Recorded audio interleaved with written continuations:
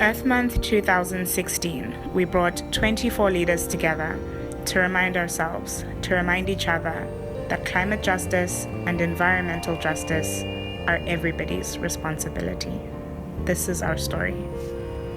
The problems are overlapped and seem intractable. We're facing an existential crisis. We should reframe it from climate change to climate war. We have a responsibility to ask the right questions. You generally don't see big petrochemical refineries proposed for upper-income white neighborhoods. This is not about polar bears. This is not about polar bears. This is not about polar bears. This is about everyday survival.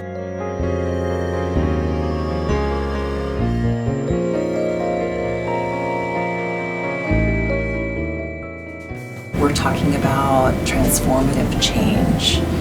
So that transformation is not just about climate change, it's really transforming our city, our community, how we do politics, and how we think about approaching problems. And that, to me, is very inspiring. I came to understand the relationship between social issues and environmental issues when I got involved with the disinvestment movement for South Africa and boycotting Iran and putting economic pressure on the South African government to end apartheid. But when you look at that beautiful little gold rand coin that they were minting, it was being mined on the back of black miners.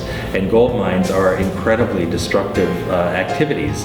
And so I began to see that the environmental harm, the oppression of the environment in this particular instance was also similar to the oppression of people. And if we were going to work on the oppression of people, we had to work on the oppression of the land and of resources also, natural resources, because the two are really two sides of the same coin, so to speak.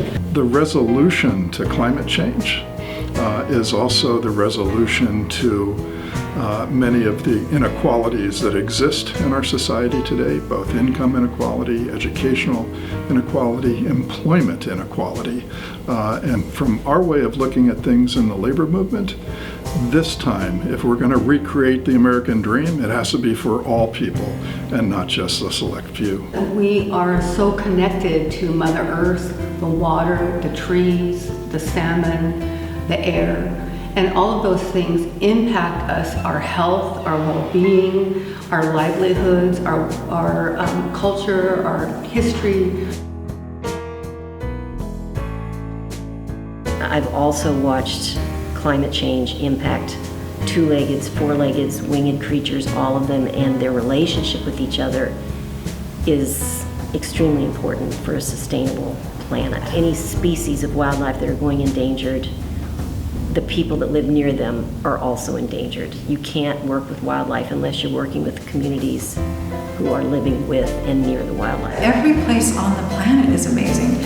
Every place on the planet has indigenous people who have lived there for thousands of years. For us to think that we're special in that is less important than for us to recognize our role as Americans in this capitalistic economy of overconsumption. We have an obligation as human beings to have some sense about our consumption and about what we consider legitimate. The world has become more and more interdependent. The economic, social development in one nation impact all the other nations. Carbon dioxide do not care whether or not there's a boundary between countries or not. And even if you're wealthy and you feel like the pollution won't get to me as quickly, just like toxins migrate around the planet, and old folks used to say what goes around comes around. It's coming around. It's coming around. And it's coming more quickly than we thought.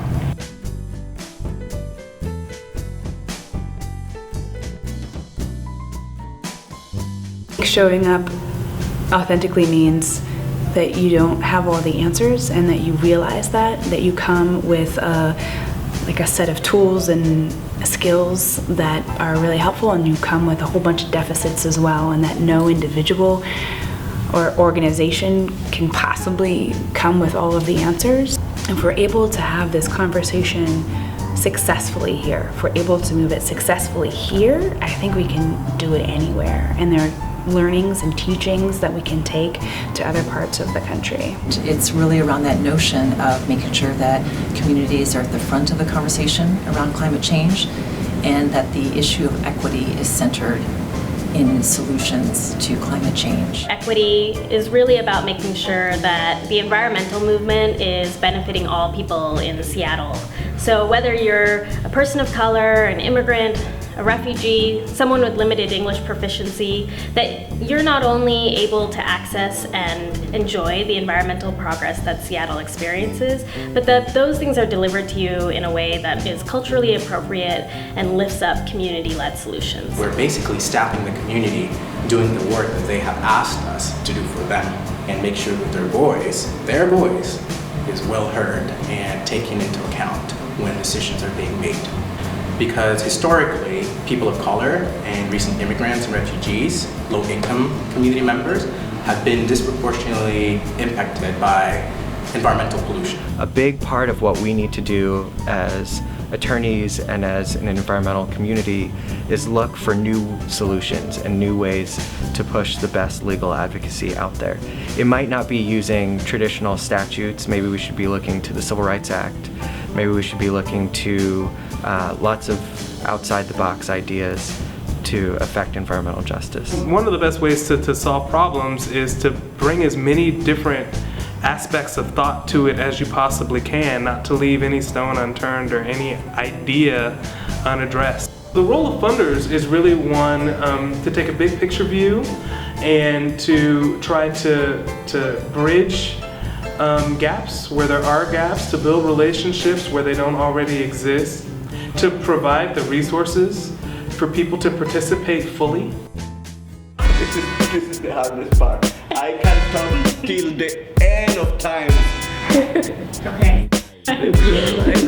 All right, so a lot of mainstream environmentalists, they happen to be of a very privileged class, and the people in power very often don't understand how the history, the hundreds of years of history of disparity and disenfranchisement works today, and how we live in that shadow world.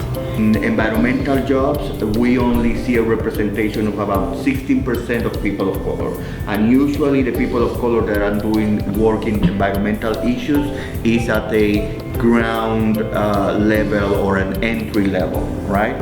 So that's one way that I think EPOC can be very powerful, helping the communities of color access the processes to find education and work in environmental issues. From my observations and from reading the history of the land in this country, people who have the most intimate relationship with the land tend to be people of color, and yet are the least heard voices in the decision making around environmental issues. And we do need to be thinking about how those conversations and how those policies are formed, and who's involved and who's not involved in those.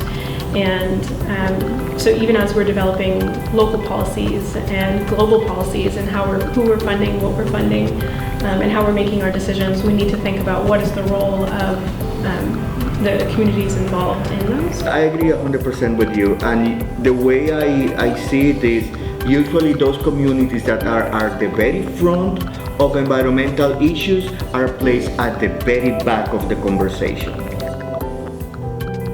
If we're going to understand climate justice, we're going to understand environmental justice, we have to be willing to listen to all of the stories and not make assumptions about it.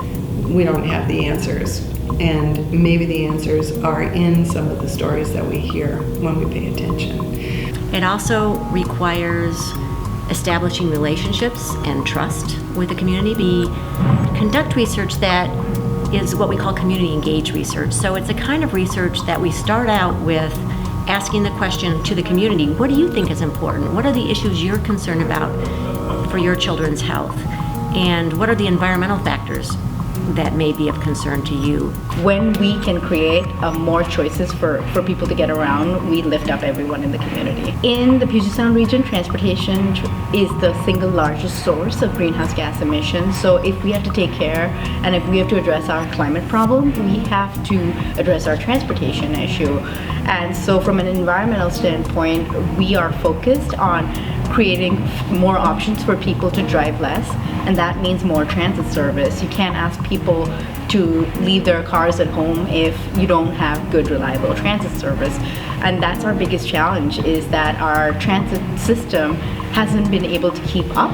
And so people still are forced to drive. And, you know, in addition to climate being a big issue, owning a car is the second largest expense for households. And so if this is also an economic justice issue, so if we want to make sure that people have a ladder to opportunity, how can we create more service that they can get around better than they do right now? My staff and I, we jaywalk a lot, and we always joke about the fact, it's like, don't get hit by a bus, because imagine the headline, right? Like, Transportation Coalition staff got hit by a bus. So that's kind of our dorky joke, is like, you know, don't jaywalk, don't get hit by a bus. What's happened is that the fossil fuel industry has adopted the language of environmentalism in order to pitch their products. So we've seen coal exporters come to town and say, well, this is cleaner coal than they might burn in China, or this is lower carbon oil than they might burn in some other place. When that fuel is transported to the coast, those pipeline routes, those rail routes, they often run through the poorest communities, the communities that are least likely to have the political influence to prevent them from happening. People want to put a Band-Aid on something that needs a tourniquet. The patient is going to die. These are your options. You put a tourniquet on, whatever is below there, if you've done it correctly, the person's not going to die. They're going to lose that limb. In order to change some of these things, a limb is going to be lost, but the body will be preserved. The life will be preserved. I feel it's important to work with youth in doing a lot of early education work, because that's the first experience that all of our students have is preschool. The education of young people of color should end up in being new forms of environmentalism that we cannot even really imagine yet from our perspective. To me, this is the legacy that I want to leave, to be working on this issue and to be figuring out solutions to this, because we obviously only have one planet. For most of us, can't afford to go to Mars. So, but it really is, to me, this is the biggest issue. It connects to everything else. There's not any more important work that we could be doing today than trying to struggle together to resolve inequality and climate change together. And if we do that, that's the legacy that we leave for future generations, that we cared enough to work on these issues and to try to resolve them.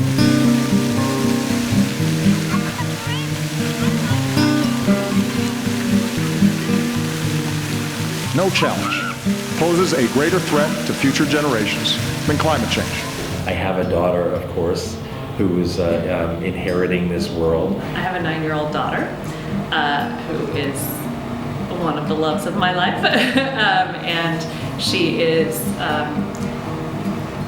loving and joyful and amazing. And she definitely inspires me because, not to be a downer, but just realistically, her generation is going to be facing some very significant challenges. I had my 5-year-old with me summer, early fall. We had the Shall No action. We jumped on the canoe and we spent the afternoon protesting, and after spending several hours out there, we stood up in the canoe. He had his fist in the air and he says, no more oil in the waters, you're killing the fish in the sea. And I was just so honored and proud that my son, here he is right here, that my son, thank you, that he stood up to protect the fish in the sea.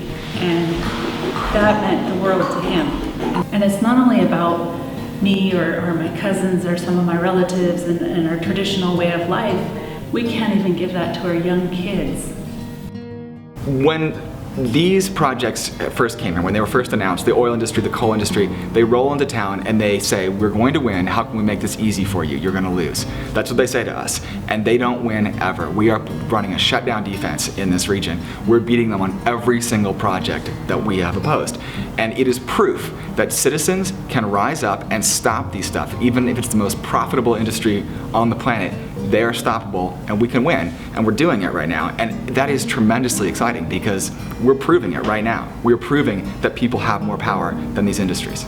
What's your son's name?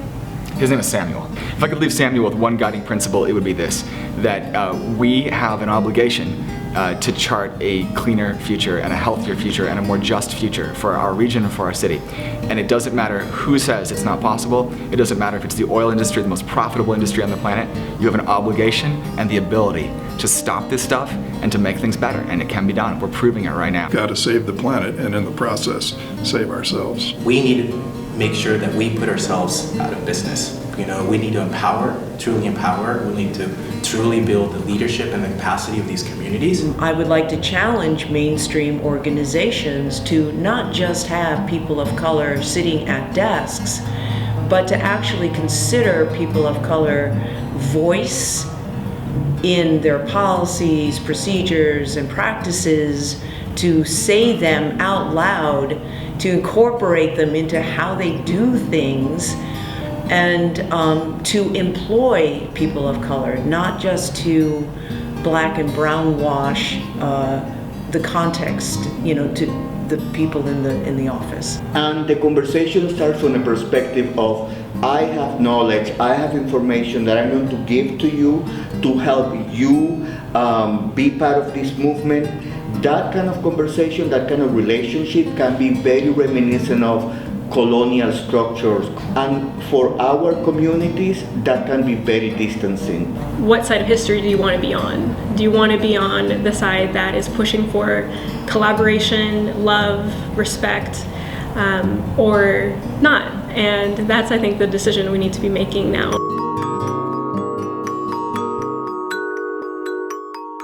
There's a big movement happening in Seattle right now. Those that are the most affected by environmental problems are taking the lead. And I invite you to jump into the bandwagon with us, work with us, because if not, you're going to be left behind. My name is Ronnie Grass. My name is Christina Billingsley. My name is Sudha Nandagopal. My name is Annie Mize. My name is Kimberly Poe. Climate and environmental justice. Climate and environmental justice is our priority. Are our priority. Are our responsibility. Are our responsibility. And our story. Our story. Our story. Our story. Our story. Mi nombre es Alberto Rodríguez.